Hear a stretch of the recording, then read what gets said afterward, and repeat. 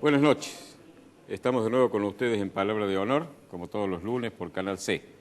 Hoy tenemos un invitado que ya ha estado en otra ocasión, que es el doctor Molina Herrera, abogado, un jurista, que es un hombre que ha estudiado a fondo el tema de la justicia y en particular este gravísimo proceso de la muerte, no diré del crimen, pero sí de la muerte del fiscal Nisman. Bueno, yo iba a hablar de la mafia, pero después del programa de anoche de la Nata ha sido tan explícito que yo ya no tengo nada más que decir.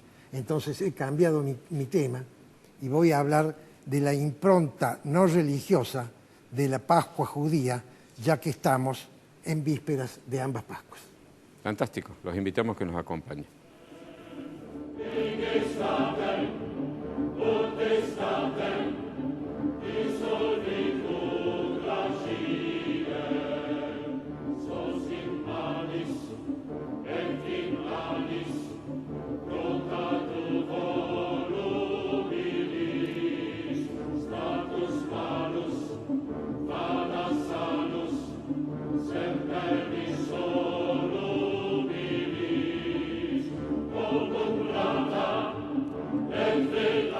Prácticamente no hay día en que no nos enteremos de alguna otra cosa gravísima de la herencia que ha dejado el gobierno anterior. Parece también que la justicia estuviera saliendo de su letargo y que los jueces, de una vez por todas, se estarían decidiendo a actuar y hacer lo que se espera de ellos, es decir, justicia. La herencia que hemos recibido del gobierno de Cristina Fernández de Kirchner realmente es asombrosamente grave. La situación del país es muy seria, no es muy fácil, no va a ser fácil salir de esta situación. Yo creo que todos ustedes conocen cuáles son las situaciones que nosotros hemos recibido de ella, lo que ha recibido el país, pero me gustaría que hiciéramos un raconto, un examen somero de lo que ha sido. En el campo de la economía han dejado tierra arrasada. La inflación no tiene límites y todavía el efecto inflacionario que viene del gobierno anterior, es decir, lo que podríamos llamar la inercia inflacionaria, está siendo muy difícil de controlar. El gasto público se ha disparado a cifras realmente inimaginables y con él el déficit del Estado, de las cuentas fiscales, que es lo que provoca en definitiva la inflación. La presión fiscal, la presión impositiva, ha alcanzado límites realmente gravísimos. Es decir, los argentinos estamos trabajando, según un cálculo, 7 meses al año para darle al Estado, este socio que no aporta nada y nos quita 7 meses de los 12 del año para que el Estado pueda recibir nuestros impuestos. El Estado ha sido saqueado. No hay más que ver lo que ha ocurrido con el Banco Central, con el ANSES, con empresas públicas como Aerolíneas Argentinas, como por ejemplo en Córdoba, FADEA. Nos enteramos que FADEA ha perdido en los últimos años 1.400 millones de pesos, que el año pasado solamente ha perdido esa cifra y sumando los años anteriores mucho más. Aerolíneas Argentinas ha perdido en los últimos años 400 millones de dólares. Empresas ineficientes, FADEA no ha hecho nada, no ha construido un solo avión, pero sí se han hecho por supuesto, varios actos a donde se anunciaban grandes, importantes emprendimientos que nunca se realizaron. En FADEA hemos visto incluso el caso de un individuo al que se lo había contratado por 250.000 pesos mensuales, pero que en el mes de diciembre a enero se le pagó 695.000 pesos. Es decir, sueldos que realmente en la Argentina no existen. ¿Y para qué? Para una empresa que no hace, no produce, no construye nada. La deuda pública es tremenda y la deuda pública realmente ha sido tratada con una ineficiencia y una irresponsabilidad increíble. Recuerden ustedes que para cerrar y cancelar la deuda con el Fondo Monetario Internacional, al que le pagamos el 4% anual de interés, tomamos un crédito que nos dio Chávez de Venezuela al 15%, es decir, negocio de los pelones. Al Club de París le debíamos 1.900 millones de dólares. El señor Kicillof, hábil negociador, terminó pagándoles 9.700 millones de dólares. Y ni qué hablar de los holdouts. Vamos a terminar pagando 20.000 millones de dólares cuando estábamos al borde, hace 2 años, de haber hecho un arreglo por una cifra sensiblemente menor. Desde el punto de vista social, la deuda es tremenda. La pobreza del 28%, la indigencia extrema de un 2 o casi, dicen algunos, un 3%, la desocupación es un misterio, pero hay una desocupación oculta porque no hay, por supuesto, estadísticas. El empleo público ha sido realmente la fuente de la militancia y del financiamiento de la política para el gobierno anterior, nombrando a todos los amigos y correligionarios. La sociedad quedó quebrada, dividida, la familia, los amigos han terminado separados y distanciados por la política, los ataques a la prensa libre han sido tremendos y el narcotráfico ha avanzado hasta niveles insospechados. En la orden institucional, el ocultamiento, la distorsión de las estadísticas o simplemente su suspensión, la falta de transparencia de todo lo que se hacía, la concentración brutal de poder, la desaparición virtual del sistema federal en todos los órdenes, el clientelismo descarado, el uso de los recursos públicos en beneficio de los gobernantes, la manipulación de la justicia y de las instituciones de control republicano, en fin, la AFIP, la Auditoría General de la Nación, el Ministerio Público, todos al servicio de un proyecto político partidario, el personalismo llevado a extremos, el uso inmoral de los recursos, del cual Córdoba no ha estado exenta. Eduardo en la semana antepasada mostró lo que hacen Schiaretti y Mestre con la propaganda oficial, gastando cifras exorbitantes de nuestro dinero para promoverse a sí mismo. Y el aislamiento internacional, los únicos amigos que nos quedaban eran los regímenes populistas de caudillejo que estaban empobreciendo a sus respectivos países. Desde el punto de vista moral, la corrupción generalizada, que había llegado a un extremo espantoso, que convendría describir algunas de sus cosas, porque comencé diciendo justamente las cosas que nos estamos enterando. El enriquecimiento ilícito, lo que ha crecido la fortuna de los que han integrado el gobierno de los Kirchner es realmente extraordinario. Por supuesto que han encontrado en Ollarvide y en algunos otros jueces complacientes en sobreseimiento récord, en tiempo rapidísimo, como dicen ahora, un sobreseimiento express. Fortunas cuantiosas que se han hecho al amparo del poder, es decir, robando, con corrupción. El robo al Estado, recuerden por ejemplo el caso de Vudú con Chicone, los casos de Jaime, De Vido, Echegaray, Milagro Sala, las madres de Plaza de Mayo, Joclender, en fin, Otesur, la venta de dólares a futuro del Banco Central, cuya cifra realmente no sabemos lo que nos va a costar. Estaba ya el dólar a 14 pesos y lo vendían a futuro, a 8 meses vista, a 10 pesos. Realmente una estafa descarada, que espero que paguen realmente los que le hicieron. Los testaferros, Cristóbal López, nos enteramos hace poco que le debe a la AFIP, ha evadido, pero no evadido impuestos que debía pagar, sino impuestos que retenía como agente de retención por valor de 8.000 millones de pesos. ¿Se imaginan esta cifra? 8.000 millones de pesos, más que el presupuesto de varias provincias argentinas que no llega a eso. Y Lázaro Báez, ni qué hablar Lázaro Báez. Hemos visto el video de la Rosadita que realmente creo que a todos nos ha conmovido porque era algo escandaloso, era realmente el cinismo llevado a su máxima expresión. 16.000 millones de pesos ha recibido Lázaro Báez por emprendimientos y construcciones que se le encargaron a través de procesos totalmente manejados para que sea él el ganador, casi todos ellos en la Patagonia y particularmente en Santa Cruz. Y ahora el vaciamiento de sus empresas. Nos enteramos que ha hecho que Vialidad Nacional le fraguara un certificado de que no iba a poder pagarle lo que le debía de las obras, no le debía nada, le habían pagado adelantado hasta diciembre de este año, del 16, y con esa excusa vació sus empresas y echó a 1.800 obreros, gente que se ha quedado sin trabajo. La muerte de Nisman, la traición a la patria de que Nisman había acusado a la presidenta y a algunos de sus allegados, etcétera. Pero lo positivo, creo que estamos asistiendo en América Latina, en Sudamérica, la declinación de los populismos. Creo que todos están en crisis y están ya desapareciendo. Lo que está ocurriendo en Venezuela es la antesala de la destitución de Maduro, que es un gobierno que no puede seguir porque ha llegado ya a un punto intolerable. En Bolivia, Evo Morales no ha conseguido la reforma constitucional en el plebiscito para la reelección indefinida. En Chile, Michelle Bachelet con problemas de algunos negociados de su hijo. Y en Brasil, ni que hablar. En Brasil ya el impeachment, es decir, la destitución de la presidenta, a un punto de lograrse. Lula, que está por el momento zafando de la prisión, pero que la justicia le ha impedido que asuma como ministro. Y un caso de corrupción brutal que también, por supuesto, toca a Córdoba, como lo hemos visto acá.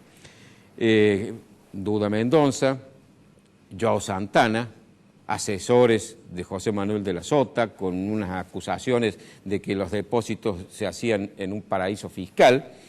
Y bueno, y aquí en Córdoba, los gasoductos que están concedidos ya prácticamente a la empresa Odebrecht, una de las empresas más corruptas de Brasil, cuyo presidente está preso, y otros también participa Electroingeniería, que está firmemente sospechada, no solo por la corrupción en Brasil, sino también aquí en Argentina, porque sabíamos que era la gran beneficiaria, además de Lázaro Báez, de los emprendimientos y de las obras que realizaba el gobierno nacional.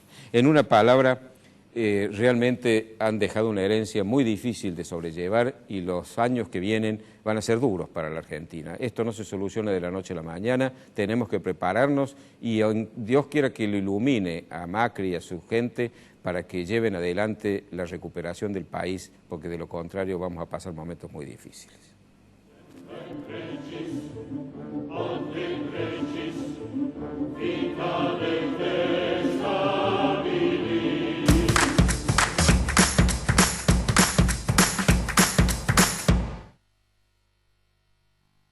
Centro Tomografía Computada Córdoba Sociedad Anónima. Instituto Ulton, líder en diagnóstico por imágenes. Primer instituto de cirugía ambulatoria mínimamente invasiva del interior del país. Avenida Vélez Arfiel 562, Córdoba, Argentina. Teléfono 0351-426-7700.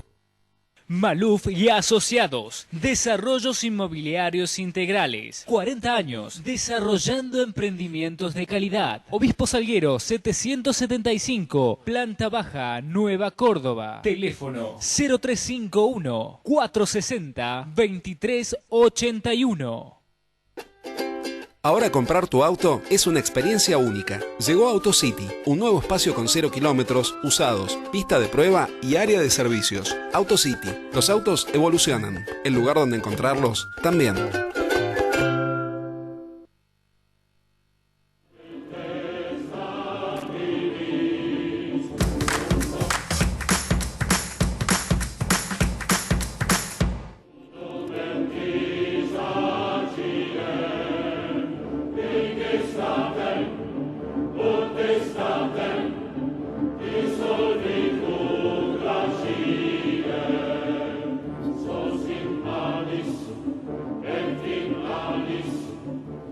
Ya lo conocen al doctor Adonis Molina Herrera, ha estado con nosotros otra vez, es un jurista prestigioso de Córdoba y sobre la justicia es un hombre que ha investigado y que trabaja permanentemente para tratar de que la justicia vuelva a ser lo que todos esperamos. Doctor, bienvenido nuevamente al programa. ¿Cómo están ustedes? Bienvenido, querido doctor. Ustedes son el oasis que tengo yo cuando veo televisión, porque me traen a la realidad que yo quiero escuchar. Bueno, es un homenaje que valoramos mucho, doctor. Cuéntenos, doctor, Bueno, porque ya nos estuvo contando ustedes se usted la acuerdan, vez pasada sí, que el tema de Nisman para usted exactamente, era un tema que a su juicio el tribunal que debía entender era la Corte Suprema de Justicia. así es. Cuéntenos. Entonces yo hice el planteo porque había una cuestión federal nítida que surgía desde el asesinato de Nisman. Hoy ya no cabe ninguna duda, todos los informes periciales llegan a la conclusión de que es así, que ha sido asesinado, y esto empuja un poco a la jueza de la causa a renunciar porque se declara incompetente.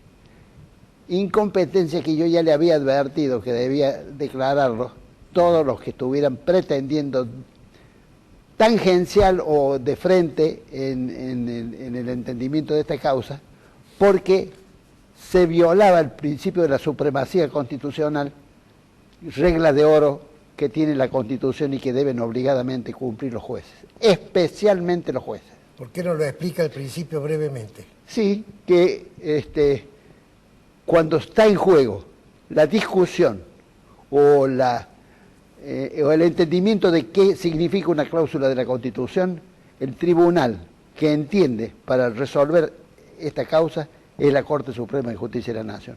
Lo dice la Constitución, artículos 116 y 117. ¿Y cuál sería la causa que atañe a la Constitución?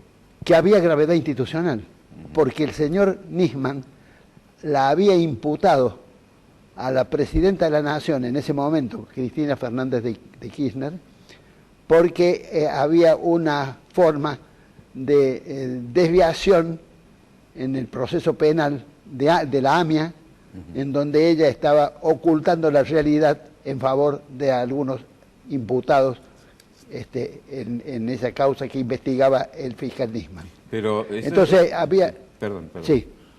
Este es un juicio penal, ¿no es cierto? Es un juicio penal. Ahora, en el juicio penal, si el juez natural de la causa se cambia, es decir, pasa a la Corte, ¿no podría la defensa de los imputados reclamar que, por ejemplo, no va a haber mecanismos recursivos y que su defensa está...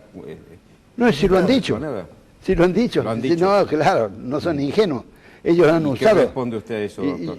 Que está mal, porque acá la regla de oro esta que yo le explicaba de la supremacía constitucional es la que pasa por sobre la teoría general del proceso, en la que puede ser el Código Procesal Penal las cláusulas que rijan la vida del proceso. Está por encima del otro derecho. Claro, porque es derecho público. Esto es lo que no entienden los constitucionalistas. Yo lo digo, y lo digo en el escrito, este escrito, que les voy a dejar una copia. ¿Cómo no? Este escrito, yo se los digo, la anteojera con la que se manejan los penalistas son los que han equivocado en la resolución de muchas causas. En varias causas que han quedado casi todas sin resolverse. Ahora, doctor, yo no voy a analizar la actitud del abogado penalista porque obviamente el abogado penalista tiene que defender a su cliente. Sí. Yo voy a juzgar o preguntar la actitud de los ministros de la Corte. Este principio tan evidente y tan sencillo que usted está explicando, ellos no lo pueden ignorar porque obviamente constituyen el tribunal más importante de la República. ¿Y por qué no actúan? Bueno, yo no podría responderlo. Los que tienen que responder por escrito, en principio, son los jueces. Que cuando se hacen planteos como yo tuve la desgracia de tener acá jueces complacientes con el poder de turno, que resolvieron sacarse de encima la causa y decir una enormidad jurídica que significaba que yo no era parte para pretender continuar con esta causa. No necesitaba ser parte, si yo le pedía que me aceptaran como parte, porque la circunstancia de ser una cuestión federal me autorizaba a mí desde la provincia de Córdoba a tomar la continuidad luego de la muerte de Nisman. Este era mi escrito. Claro. Y le pedía yo a los jueces que se declinaran su jurisdicción en favor de la Corte Suprema, porque aquí se da el salto de instancia. ¿Se puede dar el salto? Claro, se da el salto. Pero la Corte lo puede resolver. Es que lo debe, está obligada la Corte a hacer. Porque en el año 1863, vamos a dar los fundamentos, En el año 1863, el gobierno del general Mitre crea la Corte Suprema de Justicia de la Nación. Y la Corte Suprema de Justicia de la Nación estaba creada para que ejerciera el control de constitucionalidad de las leyes, de las sentencias y de los actos de gobierno. Lo dice expresamente la resolución que crea la Corte. Y lo que más nos congratula a los abogados juristas es la expresión del doctor Guastavino, que era en ese momento el Procurador General de la Nación, porque tiene un discurso espectacular, diciendo por qué tiene que existir una Corte Suprema de Justicia de la Nación. Además nombró integrantes que no eran afines al gobierno. No, pero para nada, pero eran juristas de pura cepa, ¿no? Doctor, pero en ese caso el mecanismo procesal no se ajustaría al derecho constitucional y no al derecho penal. Claro, por eso es lo que digo yo. Esto es norma que rige el derecho público, que está más allá del derecho, del mero Entonces, derecho. ¿tendría que haber dos causas, una causa penal y una causa No, constitucional? el derecho público es el que rige el reparto de competencias suprema del Estado. Explique el per saltum, doctor. Y el per saltum se da por esta razón, es decir, la Corte, en este momento, que ha renunciado, por ejemplo, la jueza, tiene un nombre italiano, ¿cómo se llama? Palmagini, que no da en su fundamento de la renuncia, no dice por qué renuncia, simplemente dice que renuncia porque es una causa federal y que ya en ese sentido, al ser una causa federal, la excede en su competencia. Que es un flaco argumento, ¿no? Porque habría que haber dicho lo que le estoy diciendo yo ahora. Acá yo me aparto porque me obliga la Constitución a apartarme. Porque como acá está en juego esta situación de que había gravedad institucional, porque había sido imputada nada más y nada menos que la Presidenta de la Nación y también el Ministro de Relaciones Exteriores, esto de por sí tenía que pasar a la Corte vía per saltum. Entonces lo toma la Corte. La Corte lo toma, la toma la Corte. Y si no lo toma, estos están obligados a mandárselo. Es decir, cumple con el per saltum. Le mandan y le dicen, excelentísima Corte, nosotros declinamos nuestra jurisdicción porque es usted la competente conforme lo que rige la Constitución. Toda la prueba que hemos colectado hasta ahora se la remitimos junto con el expediente y con las actuaciones que tengamos, y la Corte está obligada a resolver. Y lo que diga la Corte va a ser en definitiva lo inapelable. Perfecto, vamos al corte. Queda una pregunta pendiente entonces. Sí.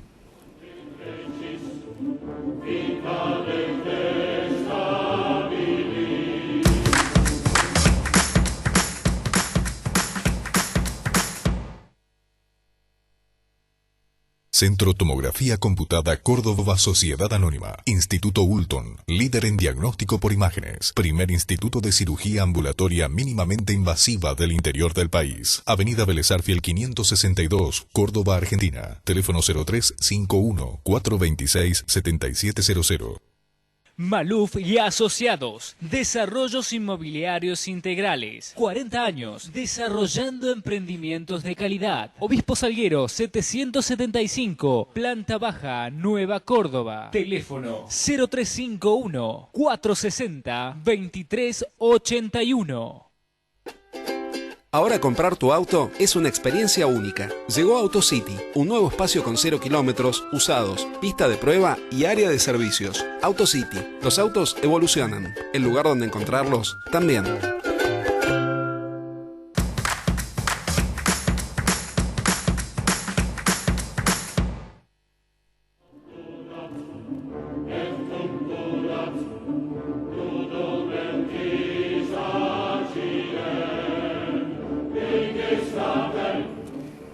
Insisto en preguntarle, doctor, si el juicio lo hace la Corte a la luz del derecho constitucional, ¿cómo se hace cómo se hace la audiencia, por ejemplo? ¿Cómo se garantiza la defensa en juicio? Que son todas cuestiones vinculadas al Código Procesal Penal. Claro. ¿Cómo se realiza el proceso en la Todo práctica? esto lo hace el tribunal, como tiene la jurisdicción, porque él reemplaza a cualquier otro tribunal. por disposición de la Constitución, no por capricho de ninguna de las partes. ¿Y qué código procesal aplicaría? Y bueno, la Corte va a aplicar el Código de Procedimiento Penal de la Nación. Penal. Penal O sea, de la el juicio Nación. sería un juicio El penal, juicio penal, que se sí, lleva a la Corte. pero con la decisión por parte del tribunal, más alto tribunal de la República, que es la Corte Suprema de Justicia de la Nación, porque está en juego un artículo de la Constitución. Claro. Esta Doctor, es la razón y lo dice así el artículo de la Constitución. doctor, ahora viene la pregunta evidente. Sí, Si una situación tan clara como lo que usted explica sí. no se produce, si la Corte no hace lo que debe hacer, ¿qué pasa? ¿Cuál es la instancia siguiente? Es muy grave lo que pasa. Usted ha centrado la situación, que era que yo se la anticipaba antes de cámara al doctor Gusto Gañará. Acá estamos, pienso yo, en el caso de la anomia jurisdiccional. Este caso de anomia, es decir, la inexistencia de la ley y del proceso judicial, genera la posibilidad de constituir a todos los jueces del país en comisión. Esto va a obligar a todos los jueces a cumplir con los plazos establecidos. ¿Pero quién se los va a hacer cumplir La si Corte. la Corte no actúa? Bueno, si la Corte no actúa, veremos qué otras soluciones tendremos. Pero hasta este momento, lo que jurídicamente existe es que este tribunal, el más alto tribunal del país, dice que hay que hacer. Sí lo ha dicho la Corte en reiteradas oportunidades. Lo ha dicho en el caso de los jubilados, donde le dijo el Congreso, señores, ajusten ustedes estas cosas para que no tenga que venir a resolverse por vía judicial lo que ustedes deben resolver obligadamente por vía del Congreso y a través de la ley. Imaginemos, doctor, cómo sería si la Corte tomara una decisión. La Corte tiene facultades para poner en comisión todos los jueces de la Nación, jueces federales solamente. Sí, bueno, todos los jueces de la Nación. La Corte tiene superintendencia sobre todas las jueces. ¿Y esa superintendencia implica la facultad de ponerlos en comisión, es decir, suspenderlo de sus funciones? Y sobre todo, no cumpliendo con lo que deben, con lo que le obliga la Constitución a cumplir, porque los jueces, por ejemplo, yo no le puedo plantear a un juez federal pronto de despacho, porque ya sabemos el resultado. Yo le planteo un pronto de despacho y entonces inmediatamente el juez se repliega detrás de sus decisiones, que solamente las anida en su propia decisión, y entonces directamente me falla en contra. Y eso no significa... ¿Qué consecuencias tendría una medida de esa naturaleza? Nos quedaríamos sin jueces en la Nación. Bueno... ¿Cómo se reemplazan? Por conjueces. Por conjueces, para eso está ahí conjueces, en todos lados se han nombrado conjueces de antemano. Pero no sería un hecatombe jurídico. Y sería un hecatombe, estaríamos frente a eso.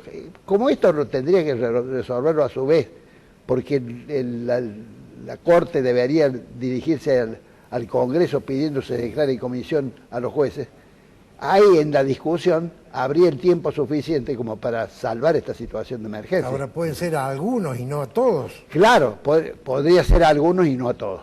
Esto es así, pero eso es para que no se diga que se está discriminando con respecto a determinados jueces. Ahora, ¿no tendría que haber medidas previas, por ejemplo, intimarlos a los jueces para que cumplen con su... Todo eso lo puede hacer la propia Corte. La Corte lo puede hacer.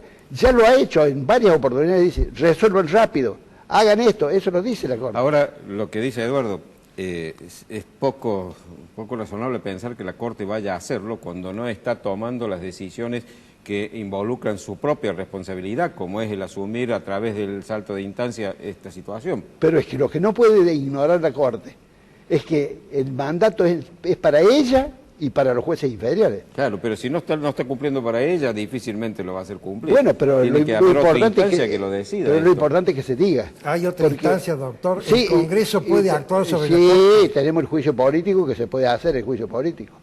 El juicio político se puede hacer porque si hay incumplimiento de la ley, que sería sería una causal. Sería una causal, pero realmente gravísima. ¿El juicio político se hace sobre toda la Corte? ¿Alguno de los miembros? Algunos o todos los miembros de la Corte. ¿Hay algún antecedente en el mundo de eso? No, ha habido antecedentes en nuestro propio país. El caso, Kirchner Moline O'Connor. Y en el caso de Perón también. Perón destituyó la Corte, pero no sé si con juicio político. No, es que no necesitaba. Sí. Pero... Bueno, estaba mal. Claro, invocando una causa gravísima. Una causa haber grave. convalidado la revolución con la que él llegó al poder. Claro, y acá había gravedad institucional. O sea, acá Nisman, ¿por qué lo matan a Nisman? No lo matan porque sí, por capricho. Lo matan porque él la imputa a la presidenta al encubrimiento, en el caso de la AMIA. Claro, que era traición a la Que patria. era traición a la patria. Entonces, eso era una causa que se llama de gravedad institucional. Ahí está en juego la Constitución. Ahora, ¿ves? doctor, por eso le digo que... esa situación tendría que haber parado el país desde el punto de vista jurídico. Claro. No se puede seguir avanzando en ninguna causa si eso está pendiente y no se trata. Pero mire, distinguido contertulio, mire usted, la jueza Parmagini podría haber dicho esto que estoy diciendo yo y hubiera sido ajustado a derecho. No lo hizo, no lo dijo y renunció porque dice que al haberse comprobado el asesinato de Nisman, se constituye esto en una causa federal. No está mal lo que dice, pero es menor. Acá estamos hablando de un mal mayor, acá estamos hablando de gravedad institucional. Acá han puesto al filo de la anomia jurídica y de que no tengamos justicia. Este es el problema. Por eso yo le anticipaba al doctor Luto Reñara. Acá nosotros no tenemos jueces. No hay jueces. Fíjese, yo tengo acá, hay una denuncia ya en el orden provincial, aparte del federal, que me lo rechazó el señor Sánchez Freite. Esto me lo rechazó a mí y resulta ser que me lo rechazó. Yo lo presenté el 27 de abril, y me acuerdo de la fecha porque es la fecha que usted la conoce, era el 27 de abril. La revolución de López Quebracho. Entonces, el 27 de abril yo presenté esto ante la Fiscalía de Vidal Lázcano. Demoraron lo suficiente como para no tratarla y así pasaron hasta que llegó el momento en que pasó y llegó a decir y a deformar el Código de Procedimiento Penal. Porque el artículo 35 del Código de Procedimiento Penal dice que habiendo inconstitucionalidades manifiestas como la que yo planteo acá en este escrito, que se los voy a dejar, él tenía obligación de fallar conforme a la Constitución. ¿Cuánto tiempo demoraron en contestarle? No, muchísimo. Debe haber sido en noviembre más o menos cuando recién. Yo lo presenté en abril y me lo contestaron en noviembre. Y estaba vinculado al caso Nisman, concretamente. Al caso Nisman, concretamente. Por eso le digo, bueno, en el orden provincial también tengo el mismo problema. Acá la caja de jubilaciones fue desfinanciada porque le metieron la mano la administración del señor Schiaretti y la del señor José Manuel de la Sota antes, y la dejaron sin plata la caja de jubilaciones. Bueno, pero no nos salgamos de tema porque no, pero es que es el mismo caso. Es lo mismo. Pero ahora viene una pregunta muy difícil, doctor, pero se la tengo que hacer. Agarra. Los jueces, sí, ¿son corruptos? ¿Son lentos? ¿Son deshonestos? ¿Son cobardes? ¿O son distraídos?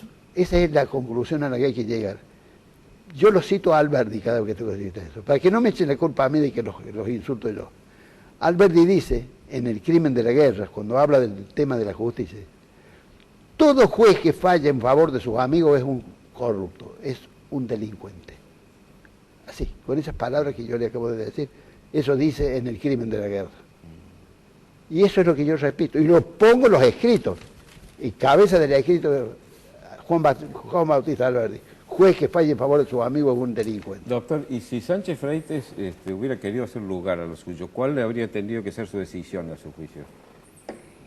Permitirme a mí ser parte y que yo constituirme como parte y exigir que depongan su actitud para ejercer la jurisdicción los jueces que tuvieran alguna implicancia, en este caso Nisman, y pasar los antecedentes de la Corte. Pero un juez puede exigirle eso a otro juez y no siendo juez de la causa puede decidir que usted sea parte. No. Sí, porque yo entraba como parte. Pero lo puede decidir un juez que no está interviniendo en la causa, puede decir. No, pero es que yo iba a intervenir acá en la causa de que tenía esta jueza que renunció después de sus competencias. Pero usted lo presenta ante Sánchez Freites. Sí, porque lo tengo que presentar aquí por razones de territorialidad. Pero Sánchez Freites puede decidir algo de un juicio que esté en manos de otro juez. Sí, el juez puede, porque no era la continuación de una denuncia. La denuncia la había hecho el fiscal Nisman. Y esa denuncia para mí era impecable. Y era la que denunciaba a la señora Cristina Fernández de Kirchner, al señor ministro de Relaciones Exteriores y a otros funcionarios más. Y a otras personas. Canciller. Al canciller. Por eso era ministro, perdón. Era ministro de Relaciones Exteriores.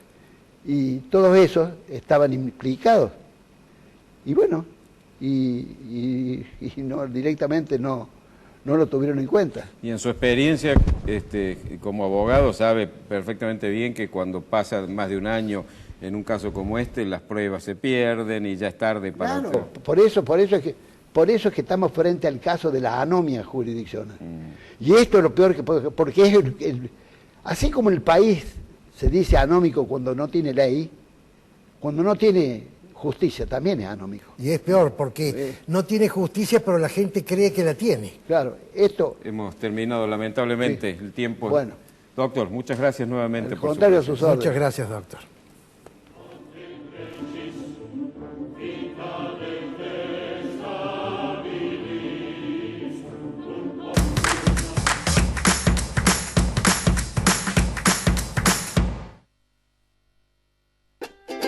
Ahora comprar tu auto es una experiencia única. Llegó AutoCity, un nuevo espacio con 0 kilómetros, usados, pista de prueba y área de servicios. AutoCity, los autos evolucionan. El lugar donde encontrarlos también. Maluf y Asociados, desarrollos inmobiliarios integrales, 40 años, desarrollando emprendimientos de calidad. Obispo Salguero 775, planta baja, Nueva Córdoba. Teléfono 0351 460 2381. Centro Tomografía Computada Córdoba Sociedad Anónima. Instituto Ulton, líder en diagnóstico por imágenes. Primer instituto de cirugía ambulatoria mínimamente invasiva del interior del país. Avenida Vélez Arfiel 562, Córdoba, Argentina. Teléfono 0351 426 7700.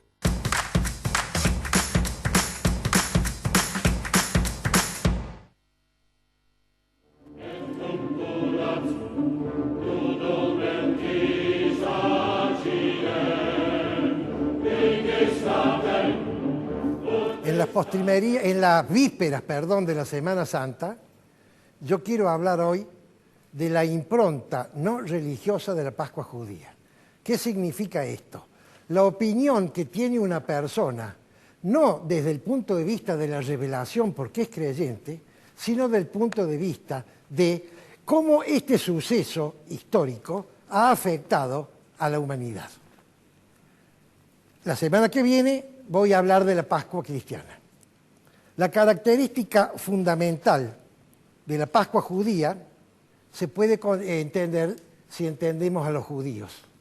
Y para entender a los judíos parto de una premisa que dice lo siguiente: el irrefrenable anhelo de la tierra prometida. Y para entender eso tenemos que empezar por Abraham. Abraham vivía en Ur, una ciudad en la ribera del río Éufrates, del otro lado de la Mesopotamia. Los hebreos, la palabra hebreo significa del otro lado del río. Y Abraham, o estos hebreos, tenían una característica única. Ningún otro pueblo la tenía. Creían en un solo Dios. En un mundo politeísta, creían en un solo Dios. Y Dios le dijo a Abraham: yo voy a usar tu descendencia, que no tenía y era un hombre grande, para formar el pueblo elegido por mí y llevarlos a la tierra prometida. Eso es lo que caracteriza a Abraham, que parte con el grupo de gente, el clan de él, de que él era patriarca, hacia Canaán, en un viaje desde Ur a Canaán. Es lo que yo llamo, en una clasificación personal mía, quizás la primera de estas Pascuas, porque la Pascua es el tránsito.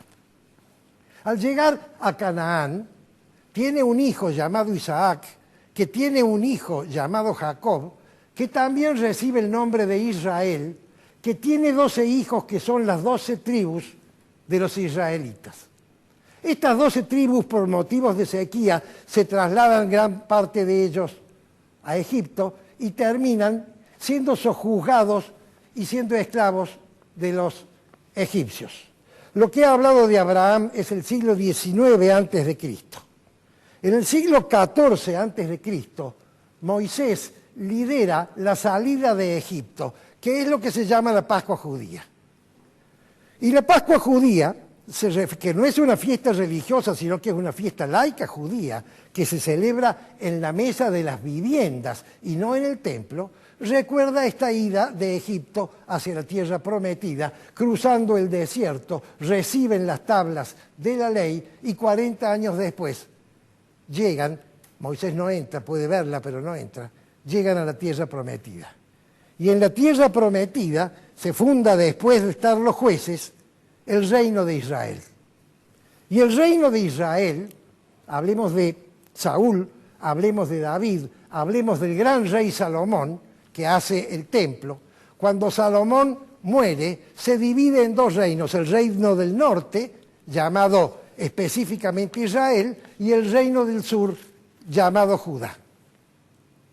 Moisés viaja en el siglo XIV antes de Cristo. En el siglo VIII antes de Cristo, muchos siglos después, los asirios invaden el reino del norte y se llevan casi toda la población, como se usaba en esa época, a Nínive. Y en Nínive viven estas 10 tribus que estaban en el país del norte, prisioneras de los asirios. Nunca más regresan a la tierra prometida. Es lo que yo llamo el viaje que nunca se hizo. Esas 10 tribus, de las 12 tribus israelitas, desapareció. En el siglo VI, los babilonios invaden Judea, la capital era Jerusalén, y se llevan también deportados todo el pueblo judío, ya ahora sí son judíos, a Babilonia. Tiempo después, Ciro el Grande, medio siglo después, Ciro el Grande, que era persa, invade Babilonia, los autoriza a volver, y Zorobabel los lleva de nuevo a Judea. En el siglo II, esa sería entonces otra Pascua más, el regreso a Judea. En el siglo XII, ya dominados por los griegos seleucidas, que era una de la fracción del gran imperio de Alejandro, que al morir se repartió entre sus senadores, entre sus generales, le tocó a Israel quedar bajo este imperio y se les restringían todos sus derechos, sobre todo los religiosos. Los macabeos se rebelan y consiguen la independencia. Es lo que yo llamo la sexta Pascua, que ya no es un viaje, sino que es una lucha. En el siglo I después de Cristo, en el año 70, los romanos arrasan Jerusalén, destruyen el templo, y entonces los judíos hacen la quinta Pascua, que se llama la famosa diáspora, que es el viaje desde Palestina hacia dónde, hacia cualquier lugar donde pudieran vivir, principalmente a Europa, pero también importantes ciudades del Medio Oriente. En el siglo XX, 19 siglos después, terminada la Segunda Guerra Mundial, liderados por Ben Gurión, se produce lo que yo llamo la sexta Pascua, y los judíos de los distintos lugares del mundo, sobre todo de Europa, regresan a estas tierras y fundan el Estado de Israel, que sigue hasta el día de hoy. Y en la actualidad existe o funciona la última Pascua. ¿Cuál es la última Pascua?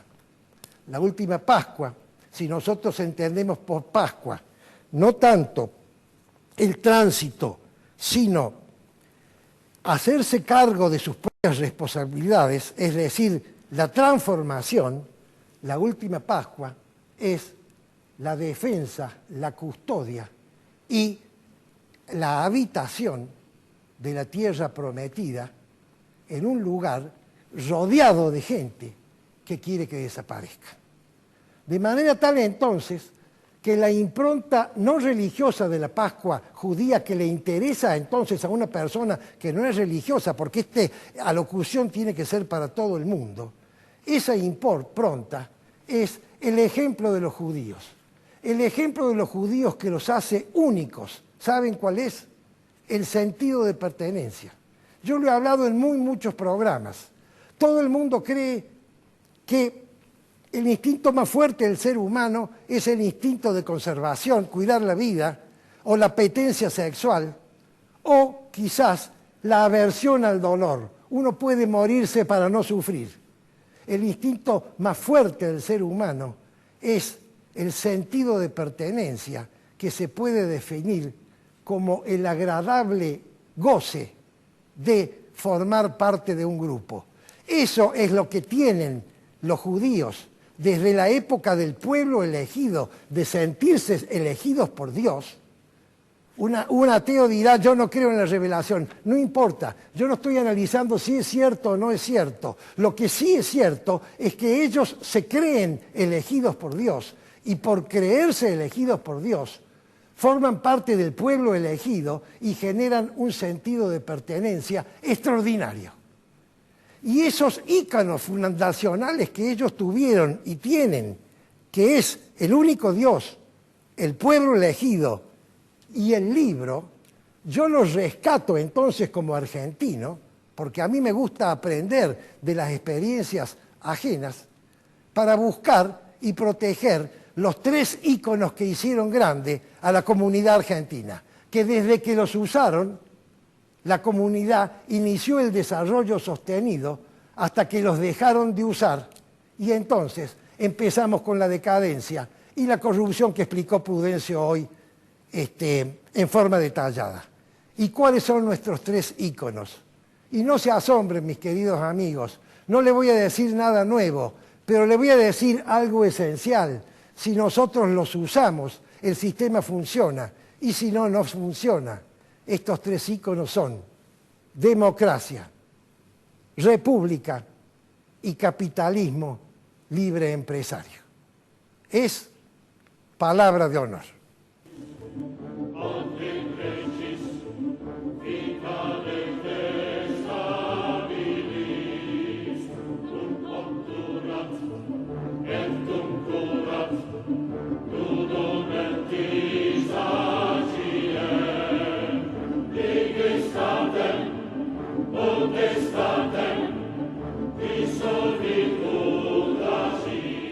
Entre los próceres que más han recibido invectivas y ataques últimamente se cuenta el presidente Julio Argentino Roca. Dicen que fue un genocida porque la campaña del desierto mató muchísimos indios y fue con ellos cruel, les arrebató sus tierras, etc. Me gustaría que habláramos un poquito de esto para ver realmente cómo fue. Les cuento que, antes que nada, mucho antes de que estuviera Roca, que hubiera nacido incluso desde el siglo XVIII, comienzo del siglo XVIII, los pampas y luego los ranqueles, que eran tribus de origen araucano, de origen mapuche, que habían cruzado la cordillera, atacaron a sus congéneres, particularmente a los tehuelches, que eran los primitivos aborígenes, habitantes de la Patagonia, prácticamente los exterminaron. Y asaltaron también, por supuesto, cuanta iniciativa de hombre blanco hubo, es decir, cualquier estancia, cualquier avanzada del hombre blanco para instalarse en esa zona fue atacada en forma totalmente cruel, asesinada a la gente, secuestrada a las mujeres, robado el ganado, etcétera, etcétera. Fue tal la situación que en 1833 ya era insostenible y los generales Quiroga y Rosas, es decir, Juan Facundo Quiroga y Juan Manuel de Rosas, iniciaron una campaña, la campaña del desierto de 1833, a donde tuvieron varios encuentros con indios rebelados, por cierto, acompañados incluso ellos con algunos indios amigos, que también participaron en la campaña, y lograron una cierta pacificación. Al año siguiente, en 1834, llamado por Juan Manuel de Rosas, cruzó la cordillera desde Chile, Calfucurá, Piedra Azul. Un hombre realmente, un gran guerrero, pero un hombre de una crueldad infinita. Lo primero que hizo fue convocar a un encuentro y a un diálogo a los caciques borogas, que eran también otra tribu originaria de la Patagonia, y cuando estaban reunidos los mandó degollar. Fue infinitamente cruel, crudelísimo con sus congéneres, con los indios. No atacaba al hombre blanco por un acuerdo que tenía con Rosas. Y esto se mantuvo hasta 1853. Cuando cae Rosas después de la batalla de Caseros, Calfucurá empieza a agredir al hombre blanco y ahí se hace nombrar Gran Gulmén, es decir, el gran rey o cacique de todas las tribus del sur, y empieza a tener ataques brutales. Por ejemplo, prácticamente arrasa 3 poblaciones de la provincia de Buenos Aires, Azul, Bahía Blanca y 3 arroyos, 2 de Buenos Aires y una de Santa Fe en realidad, y robaba la hacienda permanentemente, con la complicidad de ganaderos chilenos, a punto tal de que habían logrado hacer en lo que hoy es la provincia del Neuquén, instalar una especie de población que se llamaba Malbarco, a donde invernaba la hacienda para cruzar la cordillera Chile, donde era comprada por hacendados chilenos. Eso hizo que Chile empezara a manifestar, el gobierno de Chile, pretensiones de soberanía sobre la Patagonia. En la batalla de Pavón, en donde el ejército de Buenos Aires pierde la batalla, pero por una decisión de Urquiza el Ejército Nacional se retira y Mitre se apodera del país, en esa batalla estuvieron las tropas de Calfucurá participando a favor de Mitre, es decir, a favor de la provincia separada, la provincia sediciosa. Durante el gobierno de Sarmiento, después de la Guerra del Paraguay, se acentúa enormemente la agresividad de Calfucurá y su gente, y en el gobierno de Sarmiento se instala una línea de fortines que tenían sus cabeceras, es decir, sus comandos, en la provincia de Buenos Aires, en Azul y Junín, en Córdoba, en Río Cuarto, en la Villa de la Concepción, en San Luis, en Villa Mercedes, y en Mendoza, en San Carlos. Años después, la situación se controló, pero muy a medias. Es nombrado durante la presidencia de Avellaneda Adolfo Alsina, ministro de Guerra. Y Alsina desarrolla una propuesta que era la construcción de una zanja. La famosa zanja de Alsina, una zanja de 3 metros de ancho y 2 de profundidad que se llegó a extender a lo largo de 200 kilómetros. Y en esa longitud se crearon 82 fortines y 5 nuevos fuertes. Pero el comandante de la frontera norte, con sede en la Villa Concepción del Río Cuarto, Julio Argentino Roca, propuso una cosa diferente. Para él había que hacer una nueva campaña a la Patagonia, había que cerrar el carril de los chilenos o camino de los chilenos por el cual se pasaba la hacienda a Chile, la hacienda robada, e instalar gente en la Patagonia para que la soberanía argentina sea real, es decir, con presencia de gente. El peligro indio había disminuido bastante. Calfucurá muere en 1873, lo sucede su hijo Namuncurá, pero que no tenía la agresividad ni tampoco la habilidad militar de su padre, y en 1877 muere, mientras inspeccionaba el fortín de Puam, Adolfo Alsina. Y Avellaneda designa en su reemplazo, ministro de Guerra, a Julio Argentino Roca. Y Roca se encuentra con la posibilidad de ser quien lleve adelante su propio proyecto. Chile ya había logrado apoderarse del Estrecho de Magallanes e insistía en sus pretensiones sobre la Patagonia, hasta que una circunstancia le hace advertir a Roca que es el momento justo para llevar adelante su campaña. En abril de 1879, Chile entra en guerra con Bolivia y Perú, la famosa Guerra del Pacífico que haría que Bolivia perdiera su salida al mar, que hasta el día de hoy no tiene. En el momento, cuando Chile estaba ocupado en una guerra al norte, no podía ocuparse de una situación en el sur que podía generarse con la campaña. Era el momento indicado para hacerla. Entonces la hizo. 5 divisiones del ejército, una de ellas comandada por el propio Roca y acompañada por científicos, geólogos, ingenieros, agrimensores, fotógrafos y misioneros salesianos. Prácticamente llegó a la isla de Choel sin haber disparado un tiro. Hubo algunas escaramuzas de poca importancia, los indios se rehusaron a enfrentarse y pudo mandar un telegrama al gobierno nacional diciéndole que la Patagonia en ese momento dejaba de ser un problema. Y efectivamente lo fue. La Patagonia pasó a la soberanía efectiva de la República Argentina. Chile insistió con sus pretensiones, pero obviamente la ocupación real de la Patagonia hizo que en definitiva no pudiera arrebatarle a Argentina estas tierras.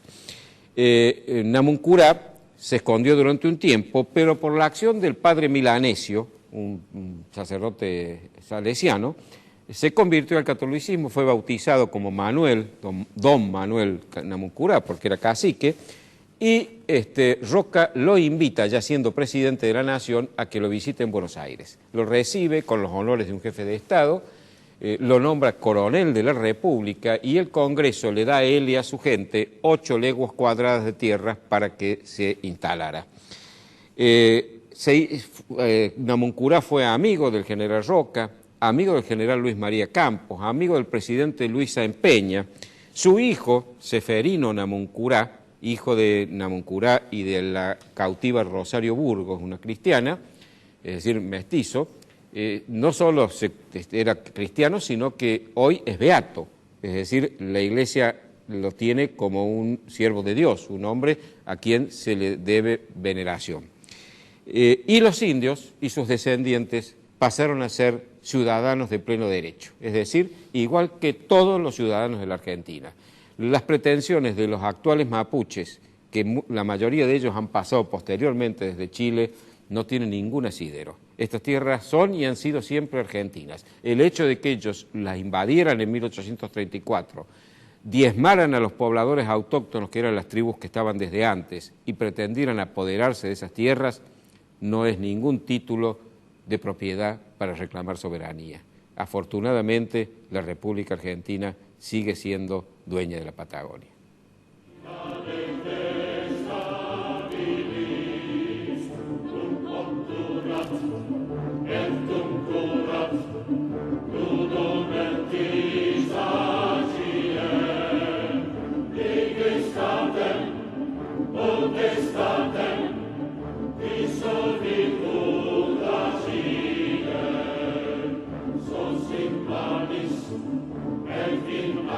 Bien, Prudencio, estamos en el aire.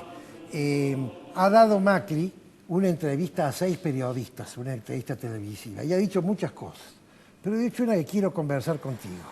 Dijo, una vez pasados los aumentos productos de la inercia de la situación del gobierno anterior, ya la responsabilidad de la inflación es mía, de manera tal que él ha demostrado primero honestidad y después seguridad, que de acá a unos meses, se habla del segundo semestre, si no se emite, entonces la inflación va a empezar a bajar.